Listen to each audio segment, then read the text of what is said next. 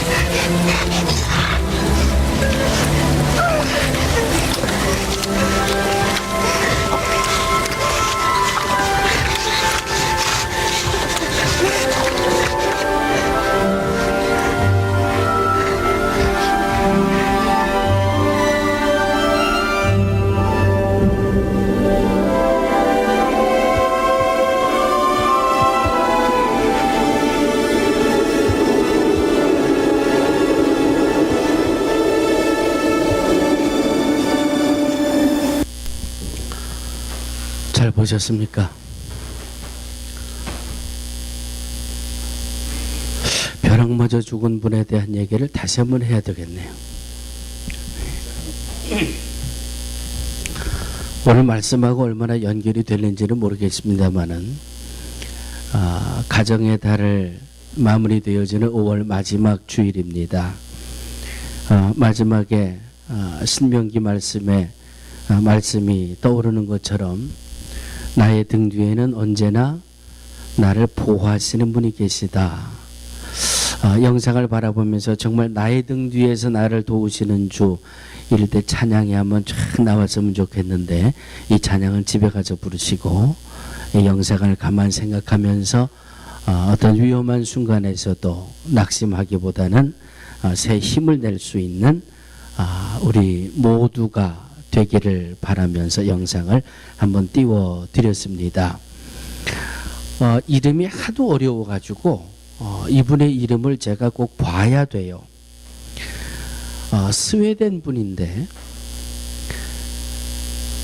안 할래요. 나 그냥 저 책 이름만 알려드릴게. 진홍 가슴새라고 하는 글을 쓴 분이에요. 여성으로서에는 이 여자로서 제일 처음으로 노벨 문학상을 탄 분이 이 진홍 가슴새라고 하는 이야기를 하나 썼습니다. 그 글을 보면 하나님이 우주 만물을 창조하실 때 새를 한 마리 창조하셨어요. 그리고 그 새의 이 털의 색깔은 잿빛입니다. 검은색에 가까운 아주 짙은 회색의 새를 한 마리 만드셨어요. 그리고 하나님이 그 새에게 이름을 진홍 가슴새라 이렇게 이름을 붙이셨답니다. 어느 날 이 새가 자기하고 이름하고 너무 맞질 않아요. 그래서 하나님 앞에 이렇게 질문을 했답니다. 하나님, 내 색은 짙은 잿빛, 짙은 회색빛으로 내 털이 온통되어 있는데 왜 하나님 내 이름을 진홍 가슴새라고 그렇게 붙여주셨습니까?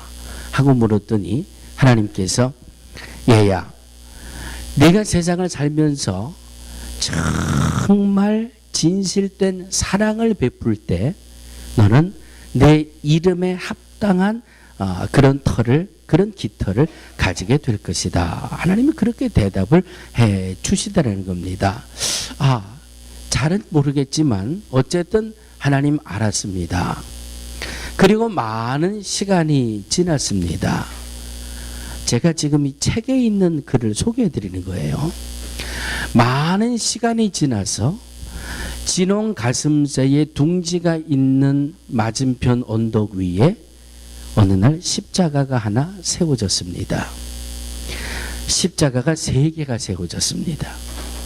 그런데 그 십자가 3개 중에 하나에 달려있는 사람의 모습이 아주 불쌍해 보이더라는 거지요. 그래서 이 진홍 가슴새가 불쌍하게 보이는 그 십자가에 달린 사람을 향해서 날아갔습니다. 날아갔더니 그 사람의 이마에 가시가 박혀 있어가지고 너무 고통스럽게 보이더라는 거예요. 그래서 진홍 가슴새가 자기의 이 작은 부리로 그 사람의 이마에 박혀 있는 가시가 너무 아파 보여서 그 가시를 하나씩 뽑아주기 시작합니다. 가시를 뽑을 때마다 그 이마에서 피가 솟구쳐 나와서 진홍 가슴새의 깃털을 적시기 시작합니다.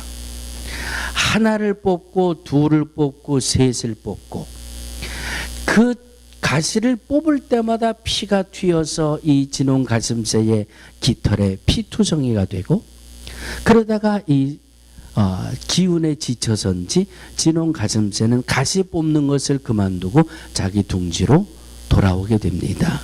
그 이유는 자기가 가시를 뽑아주던 그 사람이 죽었기 때문입니다.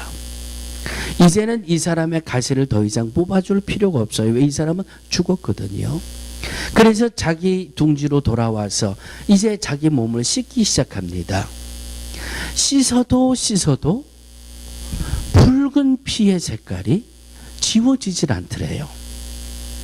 거기에다 더 이상한 것은 자기가 낳는 새끼들마다 가슴과 이마에 붉은색의 이 털을 가지고 태어나더라는 겁니다. 그래서 이 진홍 가슴새가 그제서야 하나님이 주셨던 말씀이 이래서 하나님이 그때 내게 그렇게 말씀을 해 주셨구나. 내가 할 수 있는 최고의 사랑을 베풀 때 그 피에 물들었던 자기 이 깃털이 이제는 이름대로 붉은색을 띤 진홍 가슴새의 이름에 걸맞는 이 털을 가지게 됐다 하는 그런 그 이야기입니다. 그 글을 가만히 묵상하면서 정말 오늘이 성령 강림 주일입니다. 사도행전 2장의 성령의 충만함을 받고 불의 혀같이 갈라지는 성령, 급하고 강한 바람같이 임하셨던 그 성령의 충만함을 입었던 그 성령 충만한 이들이 결국 무엇을 했지요? 오직 성령이 너희에게 임하시면 너희가 권능을 받고 예루살렘과 온 유대와 사마리아와 땅 끝까지 이르러 내 증인이 되라. 성령을 받고 받은 성령으로 해야 될 일이 있는데 그 일을 하기 위해서는 그 말씀을 다시 표현하면 우리는 주의 일꾼이라고 하는 것이지요. 예수 그리스도를 영접함으로 우리는 하나님의 자녀가 됐습니다. 하나님의 자녀가 된 우리들에게 성령의 충만함을 통해서 주의 일을 맡겨주셨어요. 주님의 일을 맡겨주셨습니다.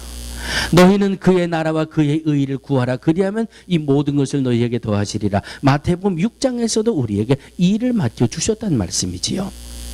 하나님의 자녀이면서 우리는 하나님의 일꾼입니다. 하나님의 일꾼으로 우리가 어떻게 일을 해야 되느냐? 바로 어렵고 힘겨워하는 이들을 보고 지나치는 것이 아니라 그 이마에 박혀있는 가시를 뽑아주는 내 몸에 그의 피가 튀어서 내 몸이 피범벅이가 되어도 이것이 주님이 원하시는 일이고 주님이 내게 맡겨주신 일이라면 내가 힘쓰고 감당하겠습니다 하며 가시를 뽑아주는 그 열심으로 우리가 주의 일을 감당할 수 있는 그런 일꾼들이 돼야 하겠다 하는 마음으로 이 말씀을 서두에 오늘 전하게 됩니다. 한번 따라해 주시기 바랍니다. 하나님의 충성스러운 일꾼이 되자. 하나님의 충성스러운 일꾼이 되자. 참 진정된 사랑으로 가시를 뽑아내주던 그 진홍 가슴새는 자기뿐만 아니라 자기의 자손들에게까지 이름에 맞는 은혜가 저에게 주어졌습니다. 이런 믿음으로, 이런 열심으로, 이런 사랑으로, 이런 헌신적인 자세로 주의 일을 감당하면 우리가 주님 앞에 정말 천대까지 베푸는 은혜를 누리게 될 것이며 어떤 위험한 상황 속에서도 어떤 위급한 상황 속에서도 아마 이 아기 곰이 내가 막 아파서 소리 지르는 그 소리를 듣고 이 사자가 도망갔는 줄로 알았을 겁니다.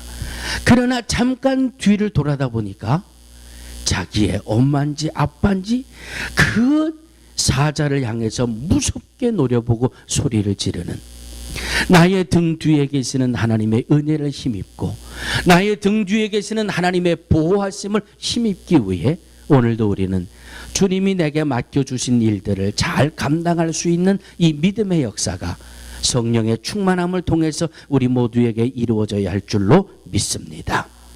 자, 이제 본문으로 돌아갑니다. 오늘 말씀은 저와 여러분들이 너무나도 잘 알고 있는 말씀입니다. 이스라엘 백성들이 7년 동안 미디안에게 큰 고통을 당합니다. 미디안 나라에게 점령을 당하고 얼마나 힘들고 어려웠던지 6장 7절 말씀을 보니까 너무 힘들고 고통스러워 하나님 앞에 부르짖고 그렇게 말씀하고 있습니다. 이스라엘 백성들을 괴롭히는 이 미디안 7년 동안 계속되는 이 고통이 얼마나 힘들고 고통스러웠던지 눈만 뜨면 하나님 앞에 부르짖고 기도합니다. 그 이스라엘 백성들의 고통 속에 부르짖는 기도를 하나님 들으시고 요아스의 아들 기드온을 통해서 이스라엘을 구원해 내십니다. 이스라엘을 구원해 내지는 이 하나님의 역사를 이루는 데 쓰임 받았던 이 일꾼들, 오늘 말씀을 우리는 어떻게 기억하고 있습니까? 기드온과 300의 용사라, 이렇게 이 말씀을 기억하고 있습니다. 하나님 앞에 고통스러워 부르짖을 때에 하나님이 그 고통스러운 문제를 해결해 주시는데 기드온을 택하시고 그 기드온에게 300명의 용사를 남겨두셔서 기드온과 300의 용사라는 이름으로 우리는 하나님의 역사를 오늘도 기억하게 됩니다. 자, 오늘 기드온에게 모여들었던 이 300의 용사를 한번 두 가지만 생각하면서 오늘 은혜를 나눠보려고 합니다. 한번 따라해 주시기 바랍니다. 기드온에게 모였던 300명의 용사는 자원에서 모였습니다. 7장 2절입니다. 너를 쫓은 백성이 너무 많은즉, 하나님이 기드온을 부르셨습니다. 기드온아, 저 미디안으로부터 이제 자유를 줄 테니까 미디안과 전쟁을 치러야 되는데 군사를 한번 모집해라. 그래서 기드온이 이스라엘 백성들에게 하나님이 우리의 기도를 들으시고 이제 저 미디안으로부터 우리를 구원해 내실 겁니다. 나와 함께 저 미디안과 싸울 사람은 모이십시오 했을 때 모인 인원이 몇 명이에요? 몇 명이에요? 32,000명. 자원에서 모인 숫자가 32,000이에요. 하나님이 보시니까 너무 많다. 줄여라, 줄여라, 또 줄여라. 그래서 최후까지 남겨진 숫자가 300명입니다. 300명. 자, 7년 동안 너무너무 고통스러워서 하나님 살려주세요 기도는 할지언정 어떤 그룹을 지어서 미디안을 대적하거나 어떤 힘을 모아서 미디안과의 전투를 치르거나 할 만한 그런 상대가 되지 않을 정도의 강한 나라가 미디안입니다. 어떻게 힘으로 능력으로 해볼 수 없었던 나라가 미디안이에요. 그냥 하나님 앞에 죽게 됐습니다. 고통스럽습니다. 살려주세요. 하나님 앞에 부르짖을 수밖에 없었던 강력한 상대가 미디안입니다. 이 미디안과의 전투를 하고자 하는데 이 전투에 자원해서 나간다고 하는 것은 이건 목숨을 건 일이지요. 이 전쟁에 나가서 나는 죽을 수도 있고 생명의 보장을 장담할 수 없는 그런 아주 위험하고 중대한 그런 모습입니다. 그럼에도 이들은 주의 일을 위해서 자원하는 마음으로 나섰습니다. 그 자기들이 자원할 수 있는 힘이 어디 있었을까? 7년 동안 하나님 앞에 부르짖어 기도했으니까 이제 하나님이 기드온을 통해서 우리의 기도를 들으시고 미디안으로부터 우리에게 자유를 주시는 하나님의 뜻이 열린다는 믿음이 있기 때문에 저들은 자원하는 마음을 가지고 미디안과의 전쟁의 용사로 나서게 되는 겁니다. 사람이 어떤 마음으로 세상을 사느냐에 따라서 어떤 자세로 세상을 사느냐에 따라서 그 인생의 가치가 달라지고 세상에서 판단하는 그런 모습들이 달라집니다. 한번 예를 들어볼까요? 나라를 위해서 목숨을 바친 사람들, 나라를 위해서 자기 목숨을 초계와 같이 던지는 사람들을 뭐라고 하는지를 아십니까? 애국자라고 합니다. 맞으면 맞다고 고개를 끄덕거리시든지 틀리면 틀리다고 자리에서 벌떡 일어나셔서 objection 하시든지 뭔가 표현을 좀 해주시기 바랍니다. 나라를 위해서 자기 목숨을 아끼지 않는 사람들을 구분해서 우리는 애국자라고 합니다. 인생의 의미와 인생의 목적을 오로지 돈에 포커스를 맞춰놓고 돈, 아침에도 돈, 점심에도 돈, 저녁에도 돈. 들어오는 돈은 오케이, 나가는 돈은 노케이.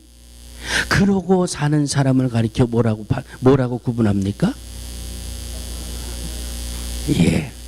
나는 수전노라는 말이 어려워서 구두쇠라는 말이 나올 줄 알았어요. 그랬더니 어려운 한국말이 그냥 탁 튀어나오네. 그럼 한 번 더 해볼까요? 세 번째. 저녁에 한 잔 잡수시고 룸사롱을 찾아다니다가 아침에는 해장국을 한 잔 잡수시고 또 한 잔 잡수시고 향락과 유희만을 쫓아다니는 사람을 뭐라고 그러는 줄 아세요? 타락자, 탕자, 그렇게 이야기합니다. 사람이 어떤 삶의 모습을 가지고 사느냐에 따라서 세상 사람들은 그 모습을 보고 판단을 해요. 그런데 보세요. 시편 116편 12절 이하에 보면 여호와께서 내게 주신 모든 은혜를 무엇으로 보답할꼬? 내가 구원의 잔을 들고 여호와의 이름을 부르며 여호와의 모든 백성 앞에서 나의 소원을 여호와께 갚으리로다. 다윗은 이 시편 112편의 말씀을 통해서 내가 하나님 앞에 헌신하는 것은 하나님의 은혜에 보답하는 것이고 하나님에게 소원한 것을 갚는 행위다라고 이야기합니다. 믿음을 가지고 기드온에게 자원하는 마음으로 모였던 300의 용사를 가리켜서 우리는 헌신자라 이렇게 이야기합니다. 아무리 위험한 일이 펼쳐져도 주님의 뜻을 이루기 위해 내가 주님 앞에 쓰임받기를 원합니다. 죽어도 좋습니다. 죽어도 후회는 없습니다 하고 주님 앞에 나선 300의 용사를 가리켜서 헌신자라 이렇게 이야기합니다. 다윗의 고백처럼 하나님 앞에 헌신하는 것은 하나님의 은혜를 보답하는 것이고 소원한 것을 갚는 것이다. 작년에도 그랬고 올해도 그랬고 남선교회하고 여선교회에서 이 총회를 하고 원례회를 하면 헌신 예배를 드려야 되겠습니다. 헌신 예배를 계획합니다. 헌신 예배에 대해서 계획들을 세워주시는데 헌신이라고 하는 것은 바로 이런 것입니다. 죽어도 좋습니다. 주님의 뜻이라면 내가 죽어도 감당하겠습니다. 주님의 뜻이 이루어지는 일을 위해서 내가 쓰임받는다면 7년 동안 어떤 액션 하나 취할 수 없었던 미디안이지만 그래도 내가 담대하게 당당하게 나서겠습니다라고 하고 주님 앞에 나서는 이 모습을 가리켜서 헌신이라 이렇게 이야기합니다. 사랑하는 믿음의 성도들이요, 7년 동안 기도했습니다. 7년 동안 기도해서 하나님이 기도원을 세워주셨습니다. 이제는 하나님의 응답이 열리는 때입니다. 이 주의 일을 위해서 함께 쓰임받을 수 있는 사람 나오시오 할 때 32,000명이라는 숫자가 구름대같이 몰려나갔어요. 모두 다가 자원하는 마음으로 주의 일을 위해서는 내가 목숨도 두려워하지 않겠습니다라고 자원하는 헌신자들이 32,000명이 모여졌습니다. 그것을 하나님이 추려내시고 300의 용사를 남겨두셨습니다. 사랑하는 믿음의 성도들이요, 육의 삶을 위해서 아니면 나만의 인생의 어떤 목적과 의미를 두고 아니면 정말 주님의 나라와 주님의 의를 위해서 주님의 뜻이 이루어지는 데에 주께서 내게 맡겨주신 그 일을 감당할 수 있는 하나님의 일꾼이 되고 싶지는 않으십니까? 자원하는 마음입니다. 하나님의 일이라고 하는 확신 속에 자원하는 믿음을 가지고 주님 앞에 나올 때에 기드온의 300의 용사라는 이 이름이 천대까지 드러나는 것처럼 자원하는 믿음 가지고 주님 앞에 쓰임받는 일꾼이 되겠다라고 헌신할 때에 진정 천대까지 베푸시는 하나님의 은혜가 우리 모두에게 충만하게 임하는 줄로 믿습니다. 두 번째, 오늘 본문 말씀 속에 참 어처구니 없는 말씀들이 정말 계속 되어지고 있어요. 한 번 더 따라해 주시기 바랍니다. 주님 앞에 충성스러운 일꾼이 되려면 순종의 사람이 되어야 합니다. 자, 보세요. 기드온과 함께 주의 뜻을 이루고자 모였던 이들, 그들에게 남겨진 300명의 이 자원하는 헌신자들은 하나같이 순종하는 사람들이었어요. 이 사람들이 지금 뭐 하려고 모였어요? 뭐 하려고 모였어요? 싸우려고 모였어요. 전쟁하려고 모였어요. 목숨을 걸고 미디안하고 한판 전투를 치르기 위해 모인 사람들이에요. 그러면 그냥 32,000명도 모자랄 텐데 누구는 뭐 이래서 돌려보내고 누구는 저래서 돌려보내고, 그리고 또 뭐 지금은 뭐 300을 앉혀놓고 뭐 총 훈련을 하든지 창을 훈련을 하든지 활을 쏘는 훈련을 하든지 뭔가, 아니면 정말 우리 300명을 가지고 저 미디안을 완전히 이 승리할 수 있는 전술을 전략을 잘 짜든지 무언가. 지금 내가 목숨 걸고 나왔는데 말이죠, 뭐 하라 그래요? 뭐 해라? 이게 참 어처구니가 없잖아요. 항아리를 준비해라, 뭐 횃불을 준비해라, 뭐 조용히 해라, 뭐 소리를 질러라, 뭐 나팔을 불어라. 이게 말이죠, 하나도 지금 죽느냐 사느냐 목숨을 걸고 나왔는데 말이죠, 이게 뭔가 정말 싸우려고 왔는지 장난치려고 왔는지. 그러니 300명의 용사들이 하고 싶은 말이 얼마나 많았겠어요. 예? 그들의 이성적인 판단이 얼마나 하고 싶은 일이 많았겠어요. 하고 싶은 말들이 많았겠어요. 기드온이요, 이래가지고 무슨 전투를 치러요? 내 경험에 비추어 보면은요, 이건 뭔가 전략을 짜야 되고 전술을 짜야 되고 군량미를 준비해야 되고 뭐 무기를 마련해야 되고. 아유, 기드온은 경험이 없어가지고 말이죠, 전투를 치러보지 못해가지고 아이고 답답해, 아이고 복장이야, 이럴 땐 이렇게 해야 되고요, 전투는 이렇게 해야 되고요. 오죽 하고 싶은 말이 많았겠어요. 그런데 성경을 보세요. 조용히 해라, 아멘.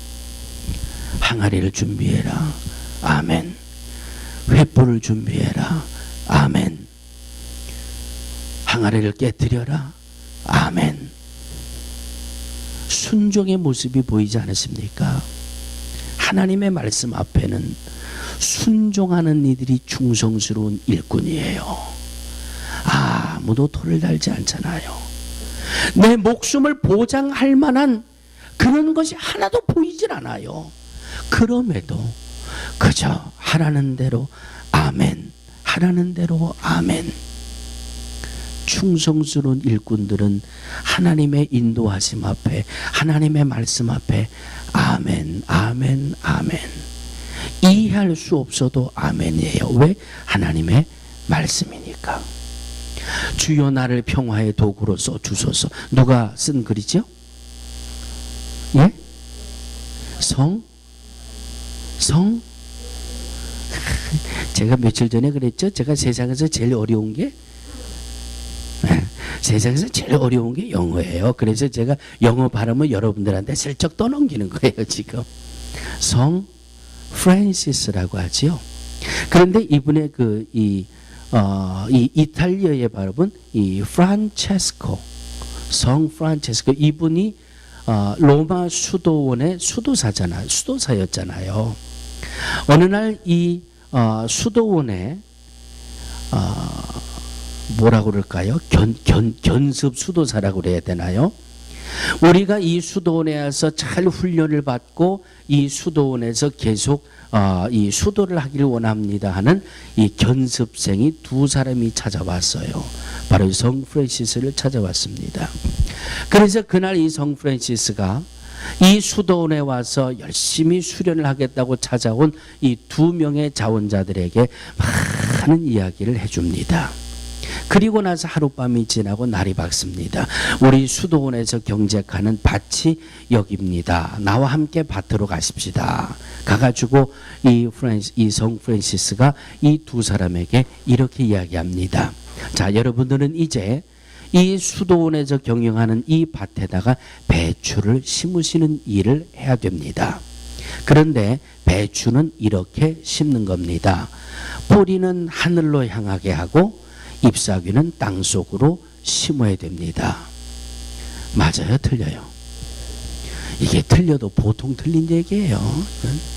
이분이 노망이 드셨나? 이분이 도대체 생각을 하고 사는 사람인가? 한 사람은 그 프란시스의 말씀을 도저히 억셉트할 수가 없었어요. 그런데 한 사람은 얼마나 바보 같고, 아이고, 그물인가 보다. 한 사람은 말이죠, 배추를 심기 시작하는데 뿌리를 하늘로 올려놓고 이파리를 땅속에 묻고 있더래요. 가만 보다가 이 한 친구가 도저히 버티질 못해가지고, 아유, 그거 아니지요. 배추는요, 뿌리를 땅속에 넣고 잎사귀를 위로 나게 하는 거예요. 그거 그렇게 하는 거 아니에요. 결론이 어떻게 났을지 아시죠? 성 프란시스가 그분을 붙들고, 당신은 여기에 있어서는 안 될 뿐입니다. 당신이 갈 곳으로 가십시오.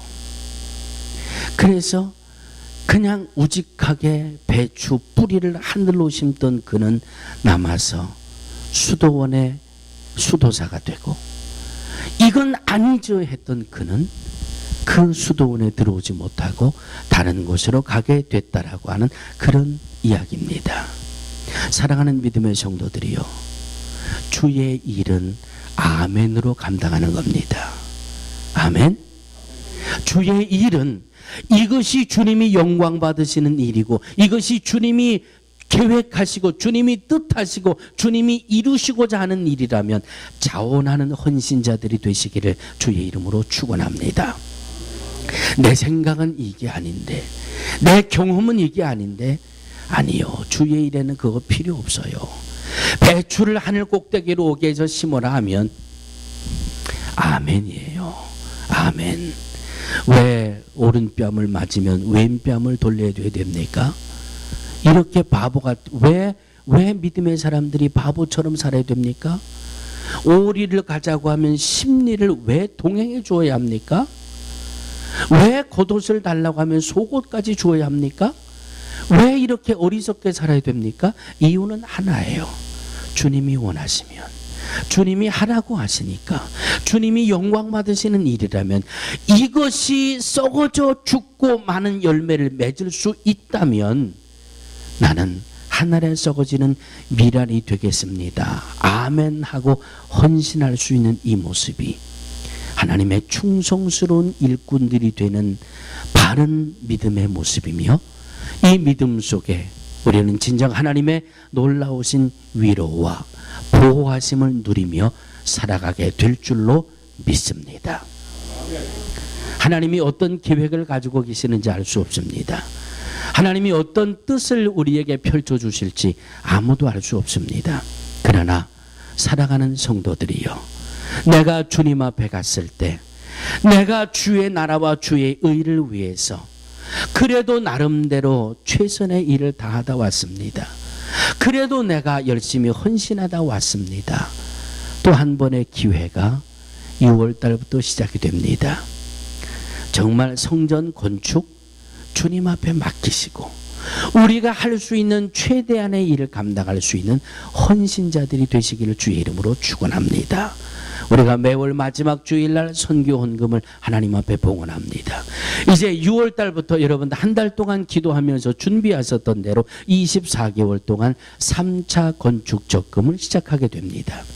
그래서 오늘 한 달 동안 기도하시고 성령의 인도하심을 따라서 결단했던 우리의 고백이 오늘 하나님 앞에 함께 봉헌이 되어질 것입니다.